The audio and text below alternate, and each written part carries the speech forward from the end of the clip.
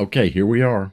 It's time to do the full hands-on review of the Tesla Model Pi, as I mentioned in my coming soon video. So here you are, you're back to see that. So, I've been waiting on this for what, a year? Over a year? I forget when the first time I heard about this device.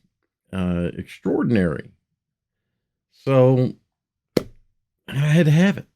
I put in requests to be able to get on beta, alpha, whatever you'll let me in on, and get my hands on this device because it's truly had to be an extraordinary thing coming out of Tesla.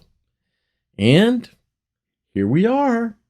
So let me show you the device and then we'll kind of go through some of the features. Are you ready?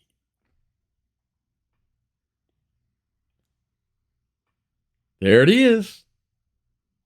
Yep. Don't see it? What about this angle? This angle? I'm sorry. Certainly you can see it. Woo! You know why you don't see it?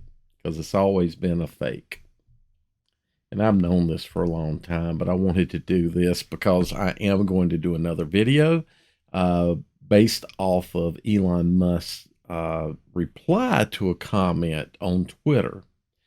And I'll have that video be the next one that comes along in this series of videos.